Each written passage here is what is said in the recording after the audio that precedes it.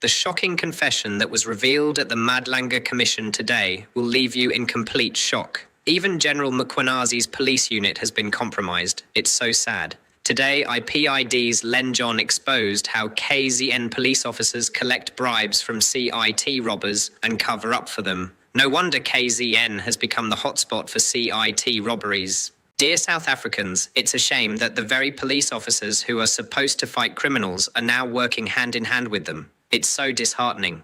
If you hate this level of corruption, please hit that like button and share this video with everyone.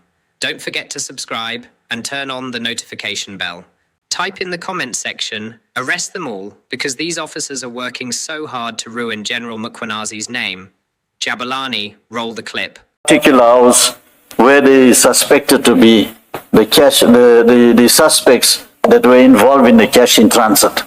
Yeah. So they get the information during the day, but they plan the operation to go through the night. And living in KZN, it's very difficult to go do operations at night, especially in the informal settlements, because it's dangerous to do these operations.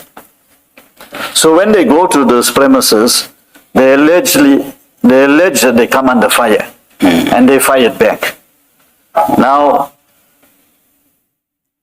if you see at the cash in transits that take place, we know that these cash in transit robbers are highly trained. They are highly trained. They're not these normal robbers that you will get on the street. They are highly trained, and they use high caliber firearms. But when you go and you look at the deceased that is lying down in that informal settlement, you find in a homemade firearm, you find in a revolver or a pistol, and you can see that these deceased that are there were not even ready to go anyway. They in the pajamas or underpants, and they're sleeping. So they were not expecting for police to come in order to shoot at the police. And it's surprising that police can go and say that they're going to look for cash in transit robbers, knowing fully well that they have high-powered firearms, and they will go all out to shoot because they are linked to cash in transit, that you go and you knock on the door and you say, "We're police." It's surprising that they will do that. Because you know, as soon as you knock at the door at cash in transit robbers, you're going to come under fire with high caliber firearms, because they are cash in transit suspects. So that is why I'm saying the suspects that are killed, there is no linkage that they are the ones involved in cash in transit. Thank you. I hear you on the modus operandi. My issue, and you responded, so I'm not asking for any further response. My issue just related to the point you were making about the dockets. Okay. The information or lack of it in the dockets. You've already responded. And in area, due to having received death threats, he subsequently rented a holiday cottage with his girlfriend. The members allege that they received information that the suspect was in possession of at least one firearm and was instrumental in securing explosives illegally for CIT heists from Limpopo and Gauteng.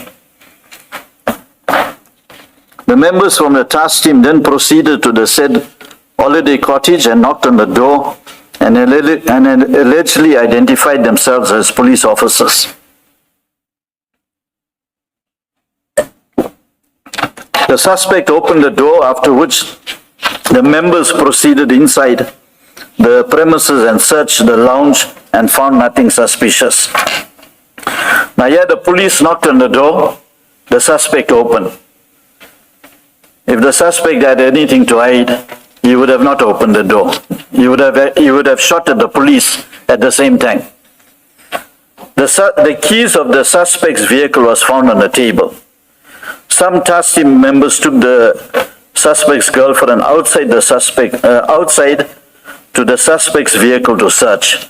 Now they should have taken the suspect outside. not the girlfriend, because the vehicle belonged to the suspect. 2 members were left to guard the suspect, and they were armed with R5 rifles and pistols. It is alleged that the suspect wanted to change, and the members accompanied him into the bedroom. The members allege that the suspect grabbed one of the SAPS members' R5 while at the same time pulling his firearm from under a pillow.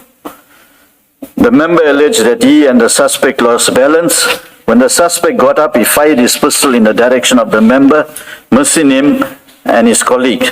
The member fired 4 rounds at the suspect, fatally wounding the suspect. The deceased sustained 4 gunshot wounds. Now, in this matter, Chair, Commissioner, you got 2 policemen who have R5 firearms pointed at you. Now, the suspect opened the door for these policemen to come in. So what is the reason for him now to try to disarm the policeman of the firearm? Even if he shot both those policemen, there were still 10 policemen outside. So he would not have achieved anything. When we did this investigation, we identified that this deceased was he was the owner of a taxi industry. He's the owner in the taxi industry. The IPID investigators requested for police case numbers in which the deceased was sought for. However, the commander of the task team failed to provide any case numbers to validate the claim that the deceased was in fact sought by the police for any offences, let alone CIT offences. According to the first police officer responding to the scene, the deceased was the one who opened the door when the police requested entry to the lodge.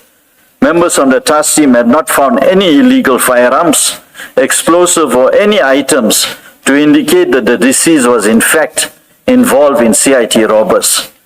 The girlfriend of the deceased is currently in hiding as it is alleged that she was threatened by the members of the task team.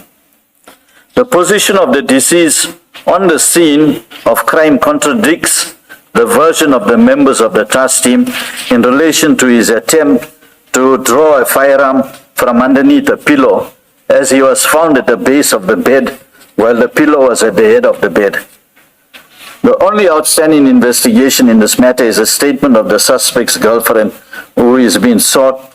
There is a clear indication that the version of the task team members are fabricated to cover up an unjustified shooting. This falls into the category that we're just discussing.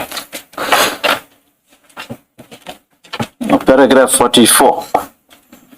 Yes. Okay. Commissioner, in this case, members of the Colonel Governor's task team were on duty on Saturday, the 2nd of March 2024, and at about 1 o'clock, the members proceeded on an operation to arrest an alleged CIT suspect. Information was received from crime intelligence that the suspect was planning a CIT robberies in Eastern Cape.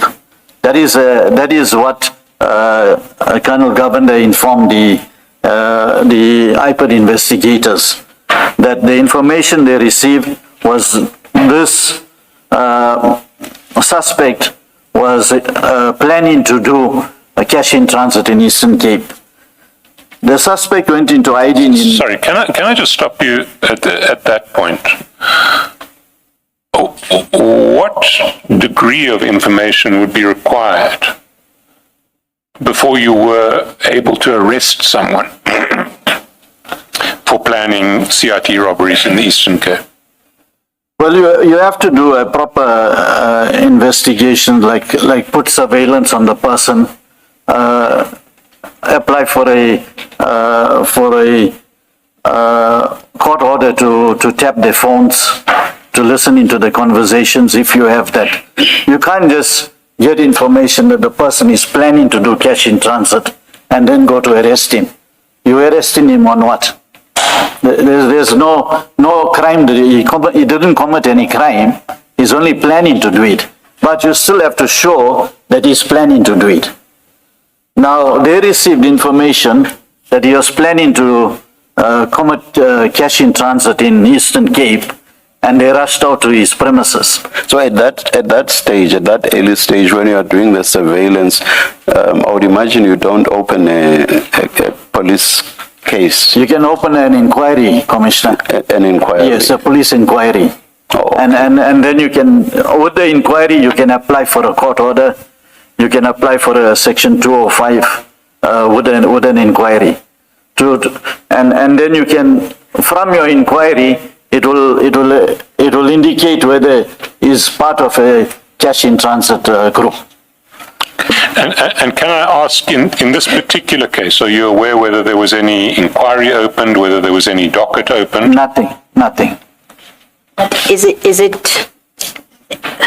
it not fair to say that that information would have had to have been received in advance of the day of the operation? Because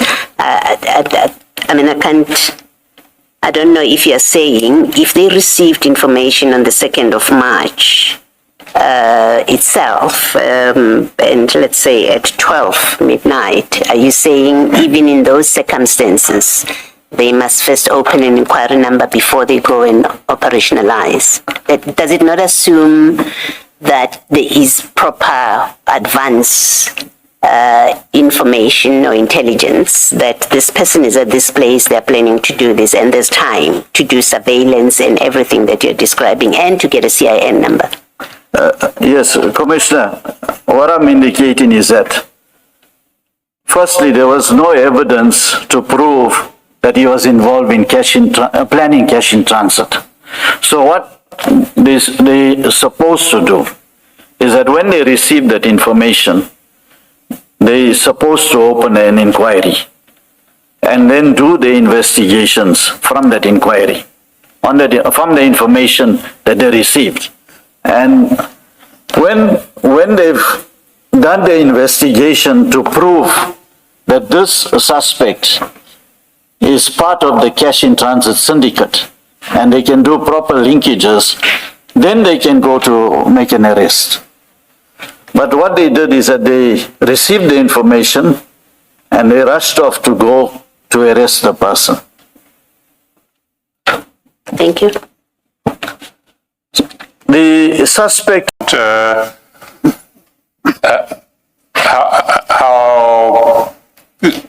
how they came under your attention? Okay, the 3 task teams that have been identified has been implemented to combat crimes committed within the illicit drug industry, the cash in transit heists, and the taxi industry. And these task teams, the one task team was under Captain Dina Dayalan Governor, who is known as Dina.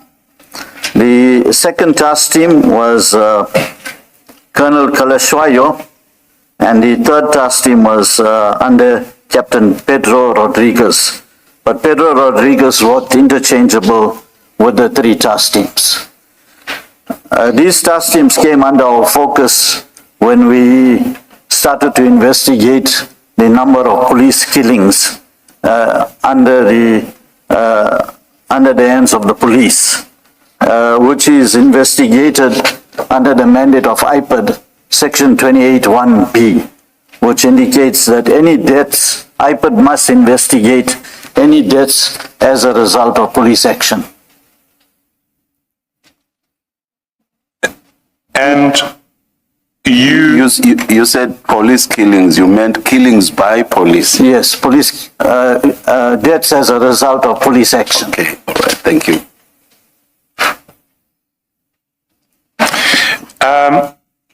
And do you know how these task teams are constituted? In fact, there's a very gray area on how these task teams are constituted. In the investigation, we've identified that the task team that was under the command of Colonel Kalashwayo was formed under the Provincial Commissioner, that is Lieutenant General Mkhwanazi. The task team that was under Dina Govender, Lieutenant Colonel Dina Govender, there's a grey area because he falls under the DPCI.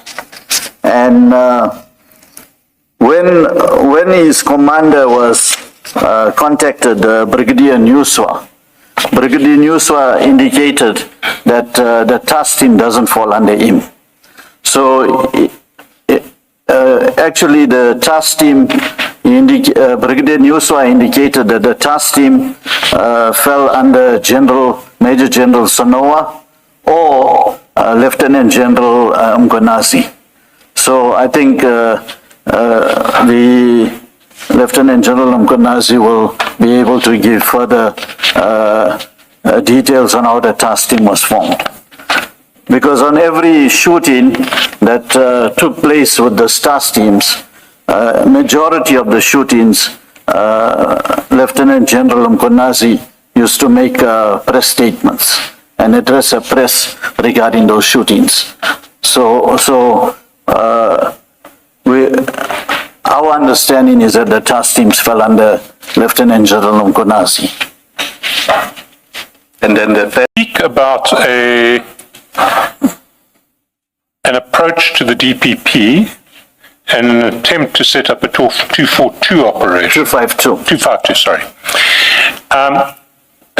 Do you have that correspondence? Is it documented anywhere? I've got a statement of my investigator together with the diary entries when they went to the DPP's office. We haven't seen those documents. So I think in the lunch, do you have it with you? Yeah, I've got it with me. I think in the lunch break, it would be important for us to see those documents and to get copies thereof. But maybe if we can go back to the statement, because I mean, you've sketched out your broad thesis, but there is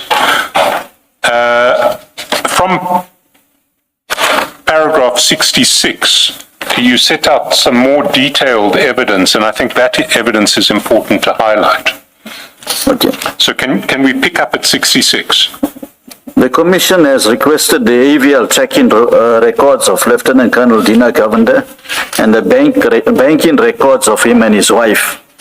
It has also obtained evidence of cash payments made on behalf of Lieutenant Colonel Dina Govender to conveyance attorneys attending to the transfer of a 2.35 million property in Isibaya, which he and his wife had purchased.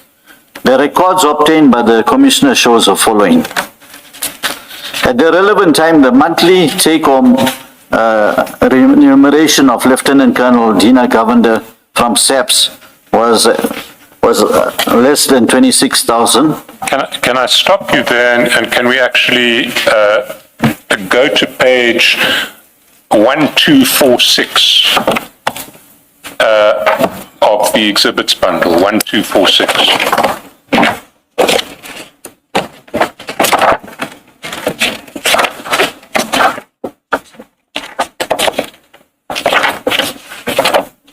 File number 3 on page 1246. The spine of the file will say file number 3.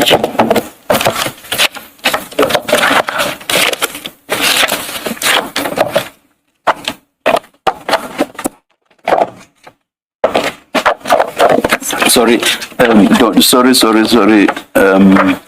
Last time we said we should only show the relevant transactions and not files the whole thing. I don't know if you are ready with that. If not, we don't have a redacted copy. There's no need to flight this. All right. Thank you. And if you look at the entry on 29 December, on that page, you will see the take-home salary that was paid to Lieutenant Colonel Govender on the 29th of December 2023. That's correct. And it is, if I can just point out to the commissioners that amount is less than 26,000 rands.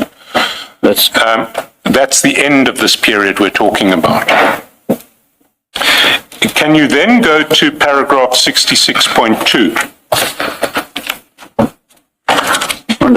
Maybe before we go to paragraph 66.2, because you're talking about ABL records that reflect that Lieutenant Colonel Govender switched off his vehicle at a place 31 meters away from the address. It says Lieutenant Colonel Dina Govender, it should be Mr. Naika. Can I ask you to go to page 1428? Again in that same file, 1428. The next one, 54.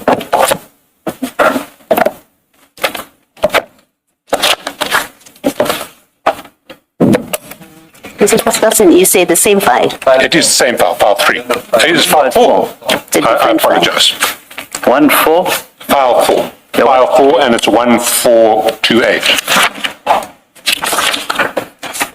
Mr. John, did you make the correction in 66.2 where it says at a place 31 meters away from the address of Lieutenant Colonel Dina Govender, it should be Mr. Clive Naika.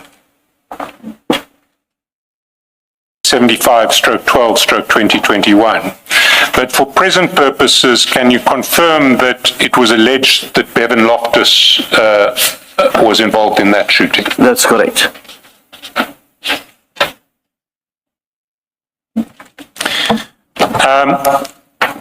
Then in paragraph 65, or from paragraph 65, you describe or you summarize the events relating to the killing of Mr. Loftus. Can you take the commission through paragraph 61 and 62?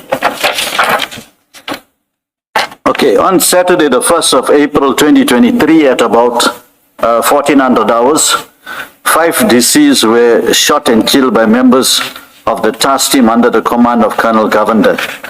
The shooting occurred inside a flat in a residential building.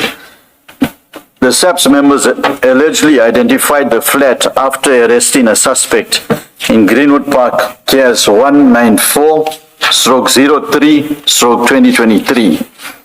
When the task team entered the flat, it is alleged that the deceased opened fire on the members of the task team who returned fire, fatally wounding all 5 deceased. Mr. Zondi was alleged to be an Inkabi or hitman. The 4 other men killed in the incident was Bevan Loftus, Ryan Santos, Chase Finn, and Michigan Hippolyte were involved in the towing industry. The task team members alleged that the deceased were also involved in the drug industry. The version of the task team members is that they were looking for one of the 5 deceased, who was Bevan Loftus, who was allegedly implicated in the following cases: Brighton Beach case 64/6/2022, which was a theft of motor vehicle; Brighton Beach case 242/11/2021, attempted murder; Berea case 28/1/2023, attempted murder; Bel-Air case 75/12/2021, attempted murder; Berea case 23/2/2022, attempted murder; and Greenwood Park case 194/3/2023, murder. Now, we'll get to these dockets a little later. But maybe if you can pick up from paragraph 65, where you set out the thesis that this killing actually was a killing performed by a task team at the instance of a rival drug gang owner. Okay, Commissioner, during our investigation, we've interviewed the family members of the deceased, and more especially the family members of Bevan Loftus and Chase Finn and Michigan Epaulet. We've interviewed them, and during our interview there was a recording that was given to us. A recording where a person by the where Bevan Loftus contacted Clive Nyker, who is the owner of Roadstar Towing and Trucking. So he contacted Clive Nyker, and in that recording, he inquired from Clive Nyker why he put a 2.5 million hit on him. It's clear in the recording. He asked Clive Nyker, why you got a problem with me, and how is it that you put a 2.5 million hit at me? And in the recording, he indicates that he is aware that Clive Nyker engaged Dina Govender and his team to take him out. So with that recording, we then started to do the investigation, and we believe that due to this 2.5 million hit, Colonel Dina Govender and his team, they went all out looking for Bevan and the other 4 deceased. You will see that these are ABL records from SAPS. For whose vehicle are these ABL records? Well, this ABL records are for the vehicle that Lieutenant Colonel Dina Govender used. And if you look at the GPS coordinates under incident location, are those the GPS coordinates of the address of Mr. Nyker? That's correct. The address that we just saw Yes. on the bank statement. Yeah. So if you can then go through paragraph 66.2. I think keep 142, 1427 open, because I'm going to ask you to explain with reference to 1427. 1600 hours, 29 seconds. The SAPS BMW vehicle issued to Lieutenant Colonel Dina Govender was switched off its ignition and stopped for 7.5 minutes at a place 31 meters away from the address, which is identified on the extract from the AVL records in the bundle. And can you show to the Commission, if we go back to 1427, where do you see that? You see it on the top first 2 lines. You got the first one, ignition off, and it gives you the address. And then you would see that there's a startup. So the ignition was switched off at 1600 hours, 29 seconds. And the startup was, the vehicle started again at 1600 hours, 07:50 at the same premises. And that was on 16 August 2022. That's correct. Can you then take us through paragraph 66.3, but maybe before you go to 66.3, let's take the Commission to file 4, pages 1434 to 1435.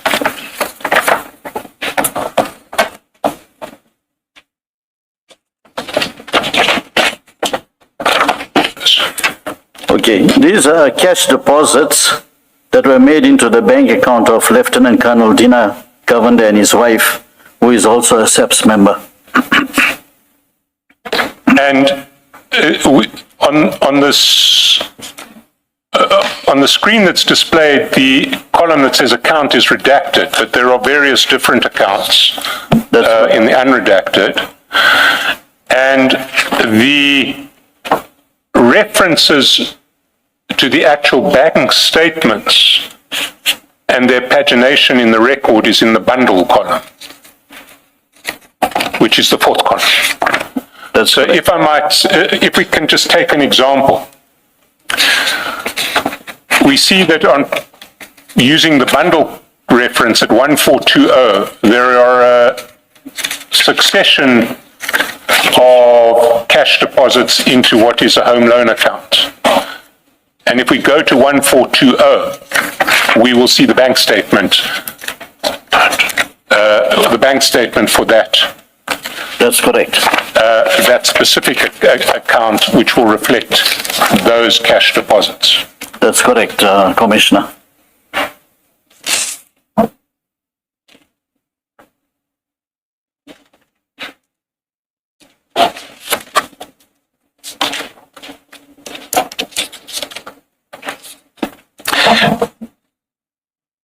Then in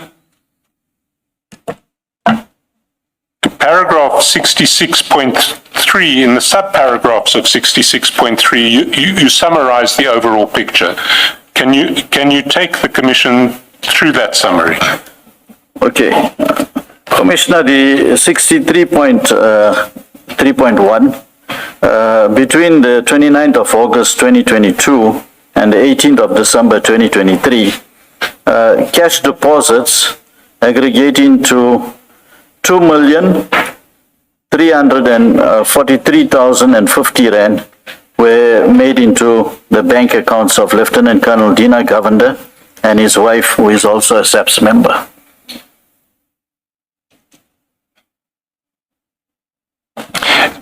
Sorry, it's 2,034,350 rand. Correction, 2,034,350 rand. That's cash deposits.